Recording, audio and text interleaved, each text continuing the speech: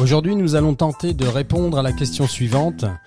Être catholique, c'est quoi au juste ? En effet, si aujourd'hui vous posiez cette question à la sortie d'une église catholique, après une messe dominicale, vous seriez surpris de la diversité des réponses obtenues. Nous allons donc tenter de donner une réponse simple à une question centrale, mais qui fait l'objet d'une certaine confusion dans l'esprit des fidèles de notre époque. Certes, il existe aujourd'hui une myriade d'églises, de temples ou de dénominations dites chrétiennes. Or, la seule église remontant directement et sans interruption jusqu'à Jésus, celle qu'il a lui-même créée avec ses 12 apôtres, auxquels il donna tout pouvoir, particulièrement à Pierre, son premier pape sur terre, c'est l'église catholique, apostolique et romaine. Voilà pour l'origine de l'église. Mais être catholique, ça veut dire quoi au juste ? Avant de développer, je dois préciser que le but de ce podcast n'est pas d'entrer dans une catéchèse complète et détaillée de la foi et de la morale catholique. Non. Pour cela, il suffit de se référencer au catéchisme de l'Église catholique ou à son abrégé écrit par Benoît XVI. Le but de ce podcast est de démontrer avec des mots simples ce qu'est la nature, la particularité et la responsabilité des catholiques d'un point de vue théologique. Avant-propos, laissez-moi vous partager une expérience personnelle. Au début des années 90, alors que je lisais un ouvrage de Françoise Dolto appelé « Les évangiles au risque de la psychanalyse », je découvrais, pour la toute première fois en ce qui me concerne, les paroles du Seigneur dans son évangile. Cette découverte m'a tellement bouleversé que, afin de mieux comprendre, je décidai de me familiariser avec les principales religions et philosophies existantes. J'ai donc lu l'Ancien Testament ou la Torah, le Nouveau Testament, le Coran, des ouvrages sur le bouddhisme, sur l'hindouisme, la psychanalyse et la franc-maçonnerie pour les principales. Mais ça n'est qu'après ma confirmation dans l'Église, en 2006 donc, que j'ai commencé à étudier le fameux catéchisme de l'Église catholique. Je passais des après-midi entières sur une chaîne catholique américaine à écouter un prêtre docteur en théologie proche des papes Saint Jean-Paul II et Benoît XVI, le père John Corapi, expliquant de manière limpide le contenu du catéchisme de l'Église, ainsi qu'à lire des livres de saints et pères de l'Église. Ce faisant, je me suis rendu compte d'un fait intéressant et très révélateur sur l'état de l'Église, et par voie de conséquence, l'état du monde dans lequel nous vivons aujourd'hui. En effet, je découvrais que la plupart des chrétiens, catholiques inclus, ne connaissent pas leur foi. Idem pour nos frères juifs et musulmans concernant leurs religions respectives. L'écrasante majorité des personnes se disant appartenir à une religion ignore quasi tout de ce qui la constitue. On comprend mieux donc pourquoi la plupart des gens, et cela à tous niveaux sociaux, ont dans l'idée que toutes les religions se valent et partagent plus ou moins les mêmes valeurs. Or, rien n'est plus faux. Le Seigneur ne dit-il pas « Mon peuple meurt par ignorance » dans le livre d'Osée ? Alors justement, concernant la foi catholique, apostolique et romaine, c'est quoi au juste un catholique ? Pour mieux comprendre, voyons brièvement les 4 éléments que partage la quasi-totalité des églises chrétiennes. Premièrement, le baptême. Celui-ci nécessite un chrétien accompagnateur déjà baptisé lui, ainsi que de l'eau. Là, celui qui en fait la demande reçoit le baptême au nom du Père, du Fils et du Saint-Esprit. Deuxièmement, la prière du Notre Père, transmise par Jésus à ses apôtres. Troisièmement, le partage du pain et du vin, avec cette particularité, principalement pour les catholiques et les orthodoxes, que la substance du pain et du vin se transforme en le corps et le sang du Christ lors de la consécration pendant la messe, ce qui s'appelle la transsubstantiation. Quatrième et dernier élément, les chants ou la louange à Dieu, c'est selon. Voilà pour ce que partagent la plupart des églises dites chrétiennes. Mais la spécificité catholique, c'est quoi au juste ? Ou plus exactement, adhérer à la foi et à la morale catholique, qu'est-ce que cela veut dire ? Qu'est-ce que cela implique ? Avant d'aller plus loin, il est incontournable de comprendre une chose. La foi catholique est une obédience. Cela veut dire que l'on se soumet volontairement à une autorité. En l'occurrence ici, c'est l'autorité de Dieu le Père, à laquelle son Fils Jésus s'est volontairement soumis le premier, par amour pour nous les hommes, sa créature, afin de nous arracher au pouvoir du péché dont la conséquence est la mort. Le mot obédience venant étymologiquement parlant du mot obéissance. Le catholique donc obéit à son tour et volontairement à son Seigneur et à son Dieu, Jésus-Christ. Il obéit donc à l'amour. En effet, Dieu est amour, nous dit saint Jean. Or, l'amour parfait, celui que nous montre Jésus, par et avec sa vie, c'est la croix. Le catholique pratiquant donc, avec son libre arbitre, est un disciple de l'amour qui se soumet volontairement à l'obéissance de la foi transmise par l'amour lui-même, Jésus, et par voie apostolique, c'est-à-dire ses apôtres. Chacun est libre d'adhérer à la foi catholique ou pas. L'Église, elle, accueille tout le monde et n'oblige personne à croire ce que Jésus a révélé à ses apôtres et leur a demandé de transmettre à l'humanité tout entière. Ceci dit, il est impératif de comprendre que l'Église catholique n'est pas une démocratie. On ne peut pas dire « je suis catholique » et en même temps rejeter, ni même déformer à sa guise un ou plusieurs enseignements du Seigneur. Une personne catholique ne dit pas à Dieu « voilà ce que moi je pense que toi, Dieu, tu dois être ». C'est Dieu qui parle aux hommes, nous révélant sa nature et sa divine volonté. Pour illustrer ce propos, prenons un exemple que tout le monde comprendra. Chacun sait que Dieu a donné 10 commandements. Eh bien, si une personne décide de son propre chef de n'accepter qu'une partie de ces commandements, peu importe lesquels, ou même de les transformer, cette personne se coupe de la véritable doctrine de la foi, pour finalement ne créer que sa propre croyance, en se coupant de la vérité révélée, pour en créer une autre, la sienne. Idem lorsque l'on pense que certains épîtres ou lettres des apôtres ne concernaient en fait que les chrétiens vivant à l'époque à laquelle ces versets ont été écrits. Ce faisant, cette personne devient hérétique et se met à croire, mais aussi à transmettre, une hérésie, quelque chose qui n'est plus la divine volonté révélée par le Christ. On dit de cette personne qu'elle ne croit plus en Dieu, mais en elle-même. L'Église est un don fait par Dieu à l'humanité. Je vais répéter cette phrase. L'Église est un don fait par Dieu le Père à nous, ses enfants, l'humanité. La foi catholique, c'est la révélation par son Fils Jésus sur qui est Dieu, Créateur et Père, ainsi que sa volonté pour nous, sa créature et création.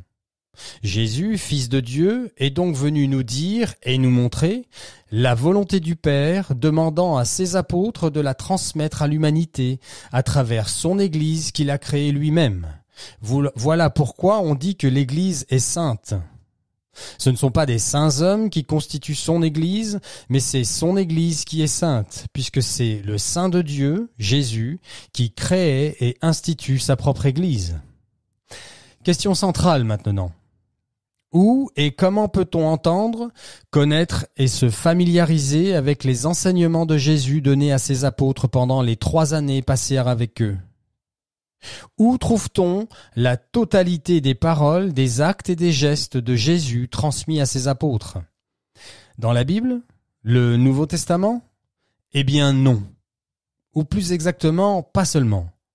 Laissez-moi lire une phrase qui va nous permettre de mieux comprendre ce qui va suivre. Évangile selon saint Jean, chapitre 21, verset 25.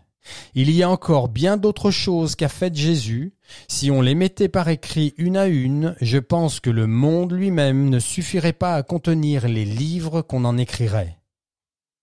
Chacun ici peut clairement comprendre que tout ce que Jésus a fait ne figure pas dans les évangiles. Écoutons maintenant ce que le Seigneur dit à ses apôtres alors qu'il s'apprête à les quitter avant son ascension dans le ciel. Allez donc de toutes les nations, faites des disciples, les baptisant au nom du Père et du Fils et du Saint-Esprit, et leur apprenant à observer tout ce que je vous ai prescrit.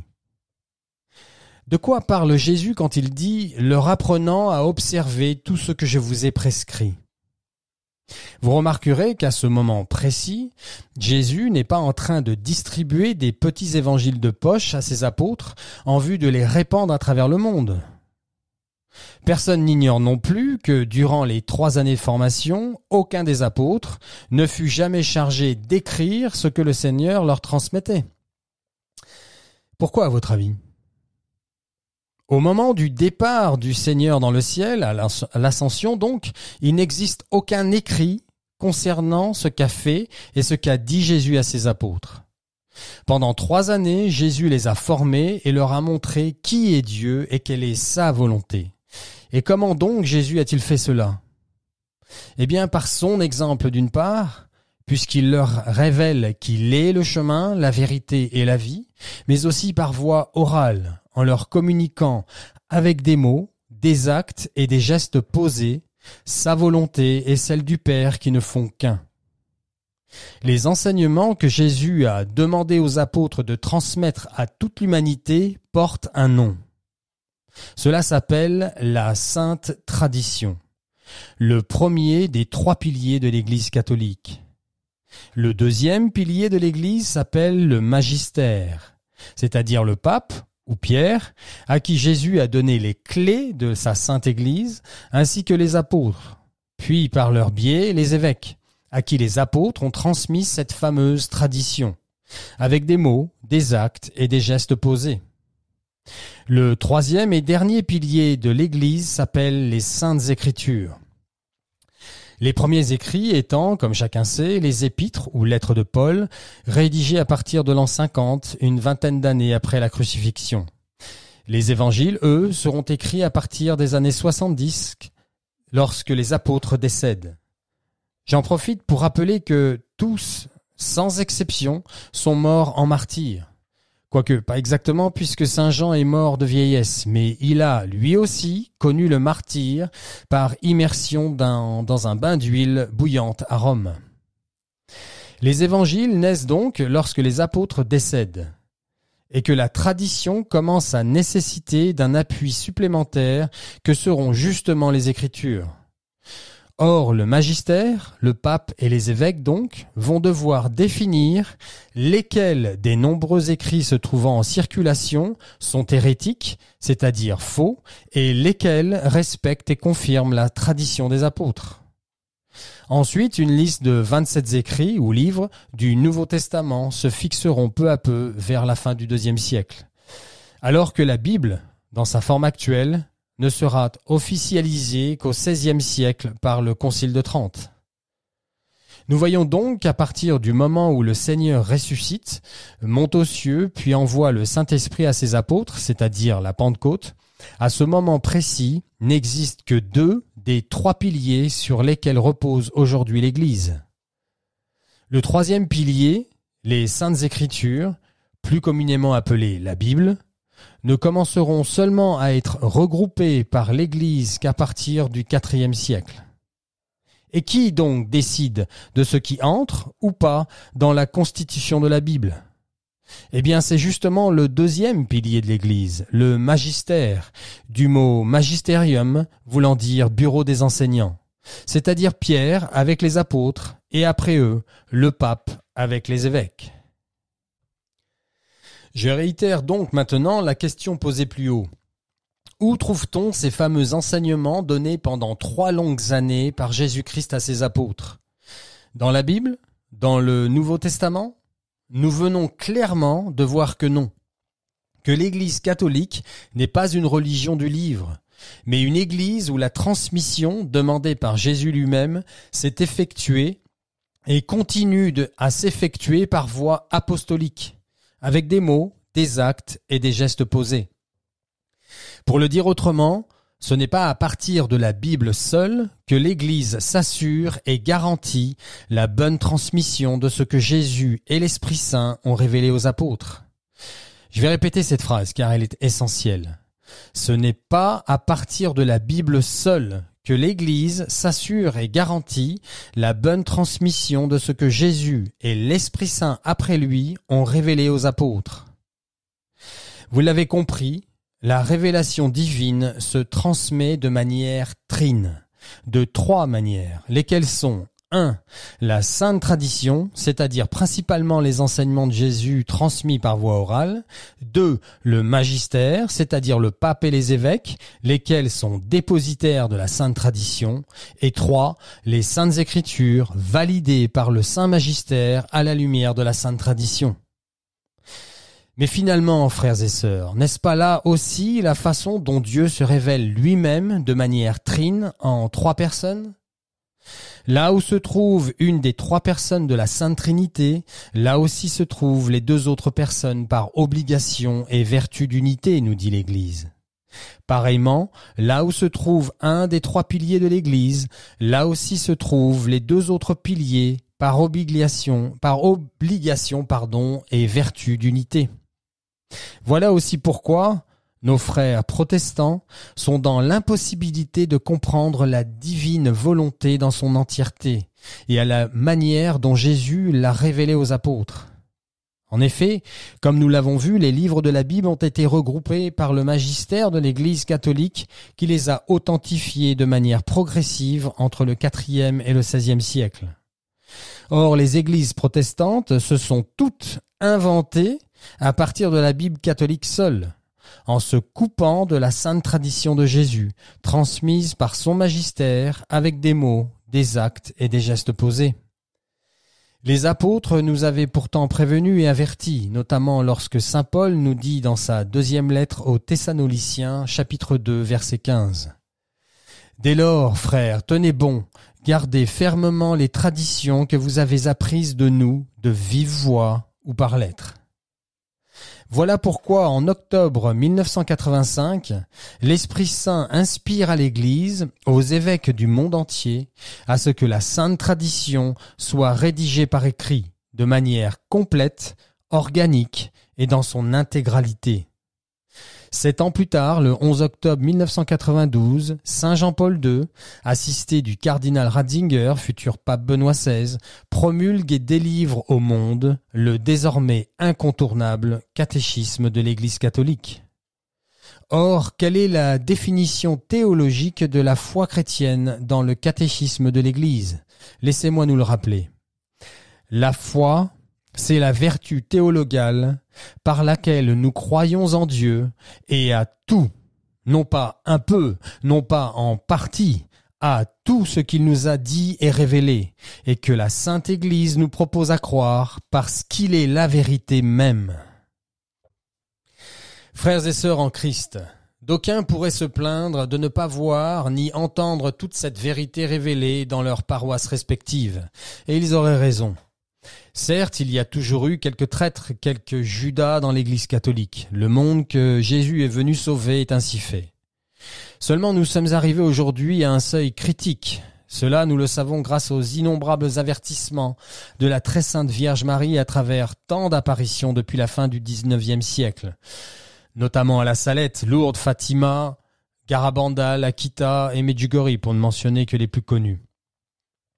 Lesquelles apparitions, celles déjà reconnues par l'Église ainsi que celles toujours en étude, nous préviennent, toutes sans exception, du manque de révérence envers la présence réelle du corps, sang, âme et divinité dans le Saint-Sacrement. En effet, Jésus hostie est désormais reçu comme un vulgaire bout de pain de la main à la main, sans révérence ni adoration, et beaucoup trop d'âmes le reçoivent, qui plus est, en état de péché mortel. Quant à vous, mes très chers évêques, nous venons de le voir en détail. Vous êtes seuls dépositaires et responsables de la bonne transmission de la vérité révélée. À qui on aura donné beaucoup, il sera beaucoup demandé, nous dit le Seigneur. Pensez-vous que Jésus soit apparu pour établir la paix sur la terre ? Non, il nous l'a dit, mais bien la division. La fumée de Satan est entrée dans l'Église, disait le pape Paul VI dans son homélie du 27 juin 1972. Or, cette fumée est désormais en train de se transformer en flamme incandescente à travers toute l'Église. Cela parce que vous, les évêques, avez laissé faire, refusant de dire la vérité et de dénoncer le mensonge par lequel Satan avance et agit. C'est votre couardise, votre lâcheté et votre peur des représailles qui nous ont conduits dans cette situation actuelle. Beaucoup trop de cardinals, d'évêques et de prêtres vont en enfer, nous dit la Vierge Marie, et ils emmènent beaucoup d'âmes avec eux.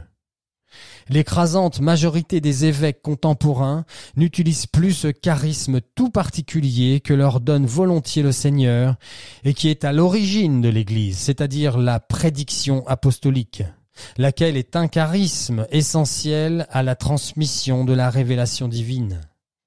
Le cancer de l'Église catholique aujourd'hui se trouve au sein de la formation des prêtres, dans les séminaires. Les personnes en charge de vérifier les véritables vocations de celles qui n'en sont pas sont les premiers coupables avec ceux qui leur ont confié cette responsabilité. Nous parlons ici de management de l'Église. Fort heureusement, quelques véritables prêtres arrivent encore à passer à travers la toile nauséabonde. Merci Seigneur, mais ils sont si peu. Toute la chaîne de recrutement doit être rigoureusement remise en question. S'il a existé et qu'il existe encore des prêtres pédophiles, homosexuels ou menant une double vie, c'est parce que ceux qui les recrutent sont au mieux incompétents, au pire complices. Le pape Benoît XVI, qui, comme vous le savez, vient tout juste de nous quitter, a écrit un livre pendant les dernières années de sa vie et a demandé à ce que cet ouvrage ne soit publié qu'après sa mort, ce qui vient d'être fait. Ce livre est intitulé « Que veut dire être chrétien ?» Il n'est sorti qu'en langue italienne pour le moment, mais une traduction anglaise privée circule déjà. Et on apprend que Benoît XVI lui-même dénonce qu'il existe au sein des séminaires dans le monde, notamment en Allemagne, des clubs gays. Vous avez bien entendu. Attendez, ça n'est pas tout. Non seulement il existe des clubs gays au sein des séminaires catholiques, mais en plus de cela, tout séminariste, tout postulant faisant l'objet d'une personnalité plutôt masculine ou affirmée, c'est-à-dire non refoulée, tout séminariste ayant une personnalité masculine équilibrée est automatiquement refusé à la prêtrise par ces lobbies gays au sein même de la structure de l'Église catholique. Dixit Benoît XVI dans son dernier ouvrage publié post-mortem. Chers évêques, je ne vous apprends rien. Jésus est et sera toujours en ce monde un signe de contradiction. Il n'est pas possible de demeurer dans l'amour du Seigneur sans souffrir. L'amour pur ne peut pas exister sans souffrance, nous dit sainte Bernadette Soubirous. Une partie du magistère de l'Église, dont vous faites partie, tente d'abaisser l'Église au niveau du monde, à défaut de sauver et d'élever vers le ciel des hommes de bonne volonté, ce qui est le rôle principal de l'Église dont vous êtes dépositaire. Vous avez peur de parler clairement, ne voulant pas offenser certaines personnes. Or, il est de votre devoir de parler clairement. Jésus a dit « Ton oui soit oui et ton non soit non, le reste vient du malin ». Vous les évêques, plus que quiconque, êtes censés être le sel et la lumière du monde. Or, plus personne ne l'ignore, le sel s'est affadi. Avec quoi le salera-t-on ? Il ne sert plus qu'à être jeté dehors et foulé aux pieds par les hommes. Parole du Seigneur. Laissez-moi citer le pape Saint Paul VI lors de son allocution en 1977 et voyez comme il a bien prédit ce que nous vivons aujourd'hui. Il y a un très grand trouble en ce moment dans le monde et dans l'Église. Et ce qui est en question, c'est la foi. Il arrive maintenant que je me redise la phrase obscure de Jésus dans l'Évangile de Saint Luc. Quand le Fils de l'homme reviendra, trouvera-t-il encore la foi sur la terre ? Il arrive que paraissent des livres où la foi est diminuée sur des points importants, et que l'épiscopat se taise et qu'on ne trouve pas ces livres étranges. Et c'est cela qui, à mes yeux, est étrange. Il m'arrive de relire l'Évangile de la fin des temps et de constater qu'il y a en ce moment certains signes de cette fin. Est-ce que nous sommes proches de la fin ? C'est ce que nous ne serons jamais. Il faut toujours nous tenir prêts à la fin. Mais tout peut durer très longtemps.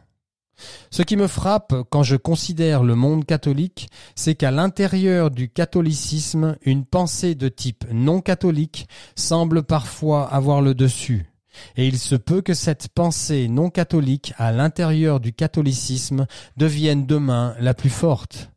Mais elle ne représentera jamais la pensée de l'Église. Il faut que subsiste un petit troupeau, même si c'est un troupeau tout petit. Fin de citation. Enfin, frères et sœurs en Christ, sachez-le, un chiisme se prépare, notamment avec ce synode sur la synodalité, lequel a lieu en ce moment même pour se terminer en 2024. Et à ce titre, je vous invite à écouter ou réécouter mon interview avec Monseigneur Marianne Eleganti qui nous alarme sur ce synode.